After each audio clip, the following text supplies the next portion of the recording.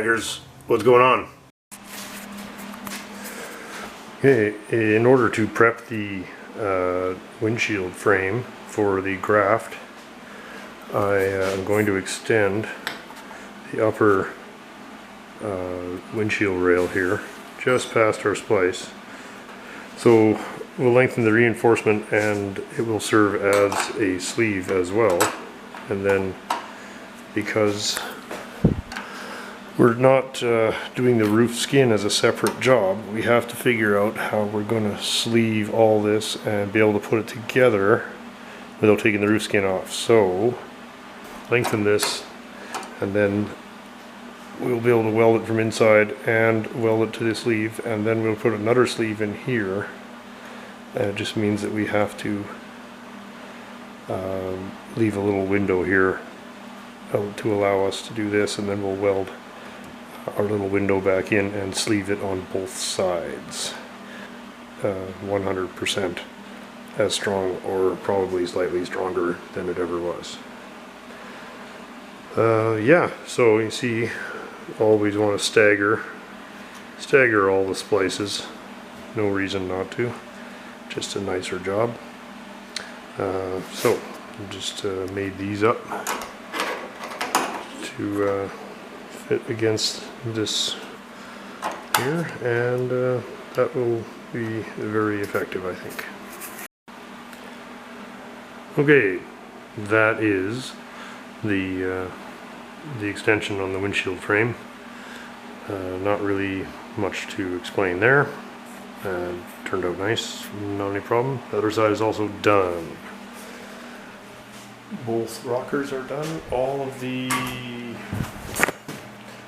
surfaces where I will be welding the other top two are prepped. That's where the package tray goes. This is where the roof post, whatever extension, whatever goes, and it also goes there. And this is where the trunk hinge, brace, package tray, whatever we call it, goes there. And that marks the end of the prep on the sedan chassis. There's a few, I don't know, what else did we do? We got the back off. This is all in excellent condition, so I'm just going to lightly grind to clean that up so that we'll be able to weld to it.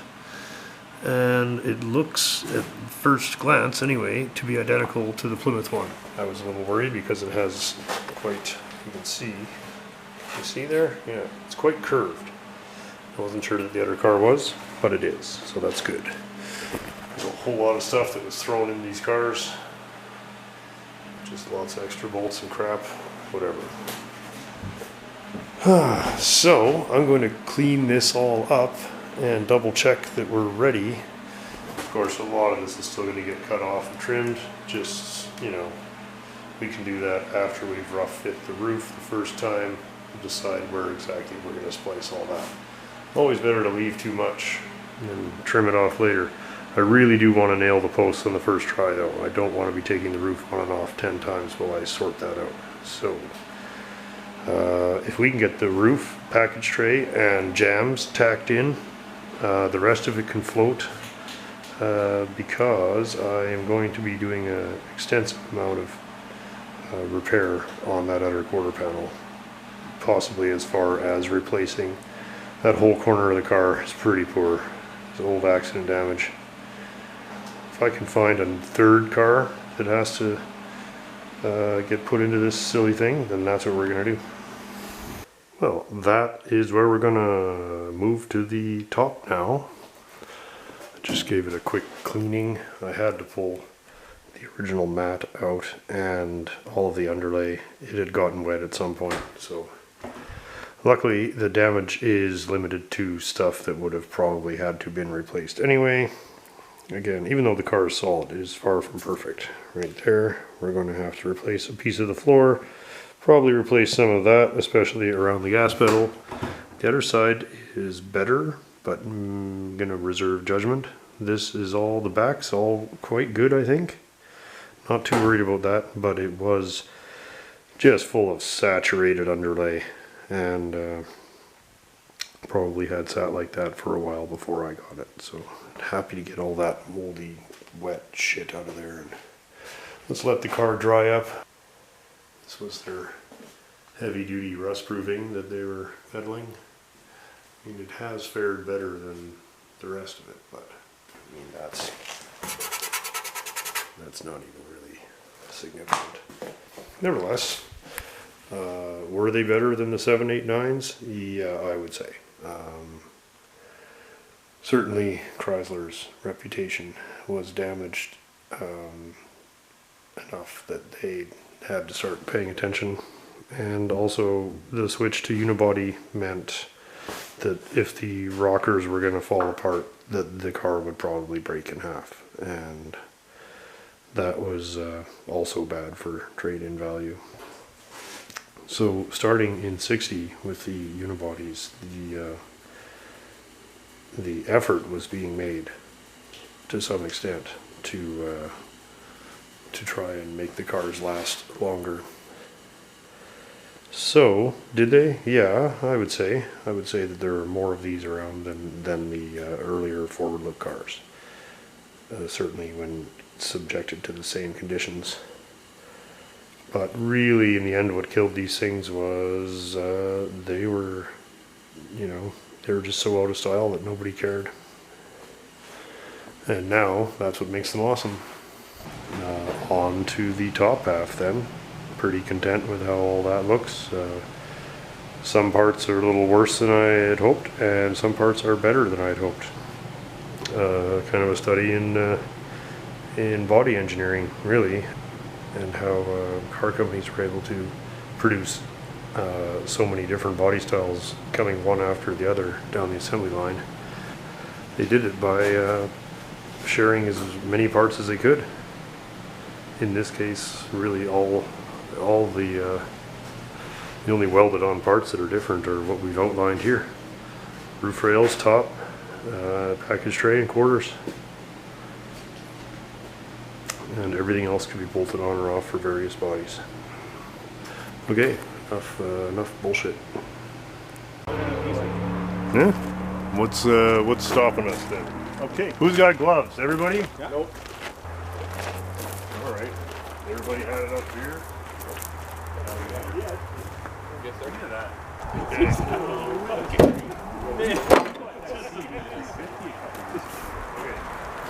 Just a conversation like this happened in Zan. It was like, in 1967 they had TVs for the Cougar. They were made by whatever brand. So his body Okay, tape is rolling, gentlemen. put on Kijiji factory. What I'd like to do is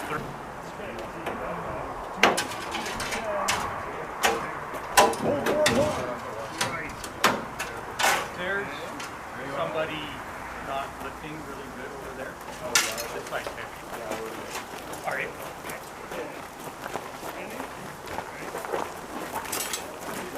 Now what are we doing with? okay, come this way. Strash, you go over there. Strap should be okay. Is that a phone system or just attach the straps on the itself?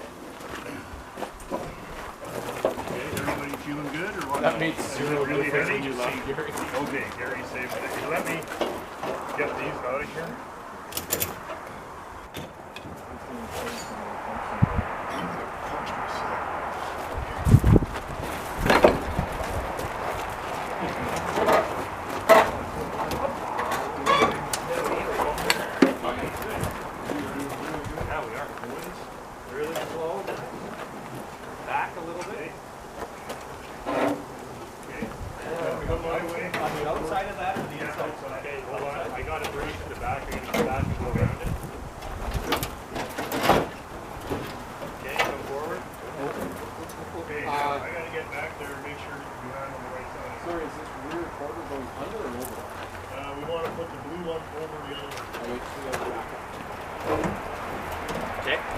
Actually, it's up by the right. Okay, pull that lace work out there, like decorative lace work. There you go. Here you go. Okay. Okay, so you got a hole in the corner. That's going to go on the outside here. This is going to go here.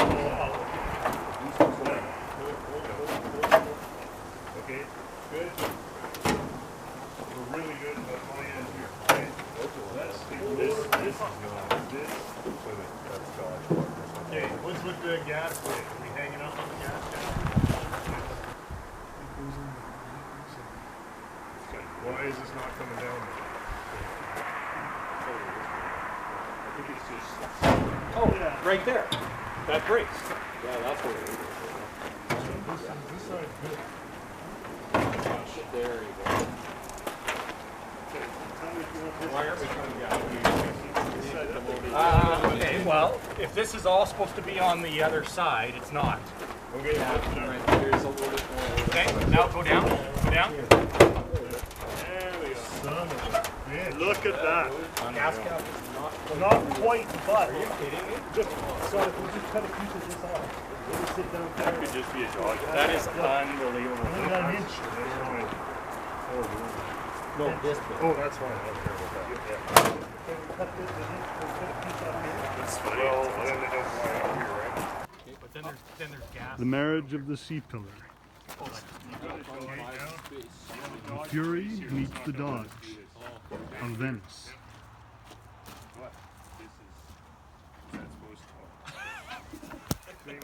I gotta get in here because we could be off. We could be on the wrong side. Everything in here.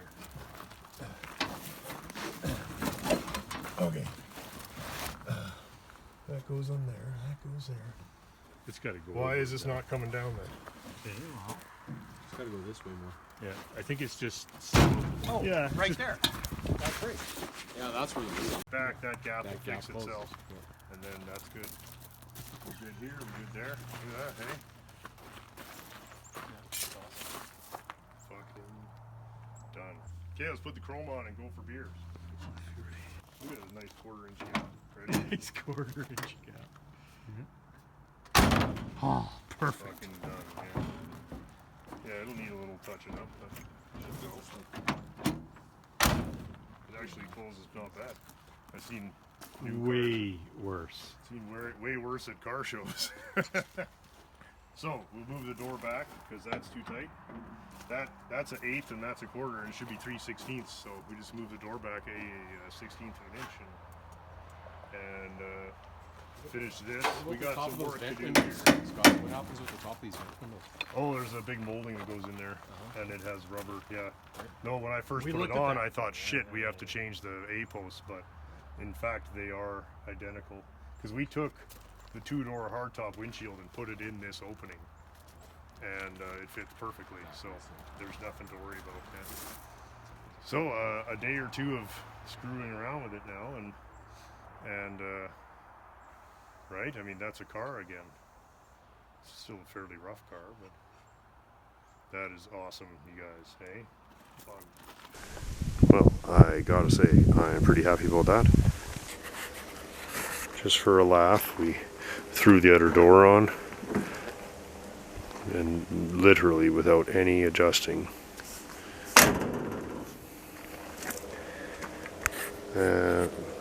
That's fun. There's not a single weld holding any of this together. It's all just really just laid on there with gravity. So now we have a car that has a nice trunk floor, and we have,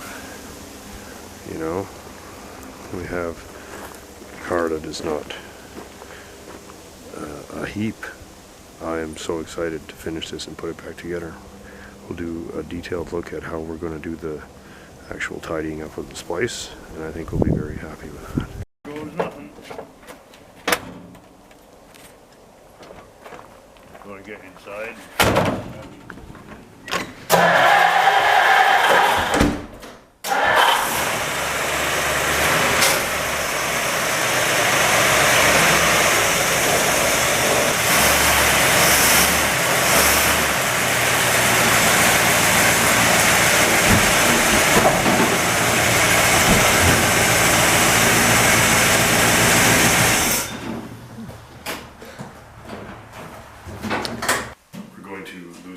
Sheet metal at the front of the car, just so we're not really, we don't get committed to the location of anything that we can't adjust easily. So we're going to rough it in with roughly the same number of shims in roughly the same places as on the previous cars. Put the bolts roughly lining up with where they are on the previous car. At least it means that you're in the area. This is just temporary, just to hold that there. We can quickly get them in and out. It's literally just thrown on, so we're gonna. Okay, we'll gaff it up a bit and then we'll have another look at it. Ready? You gonna try again? Nice catch. Good girl. We'll get it. Nice catch, Frankers. So, yeah, very happy to have it this far. Essentially, it is held together at this point with those 3 clamps and about 4 screws, and that's really all it needs. It sits on there pretty good. The trunk floor is from the Dart, and the rear panel here is from the Plymouth, and they meet perfectly here. You can see literally closes perfectly. So, you ready? What was that? Dad shit himself. Ready? Nice catch. Good girl. That's an ugly truck, that's for sure, huh? It's a regular Same old shit.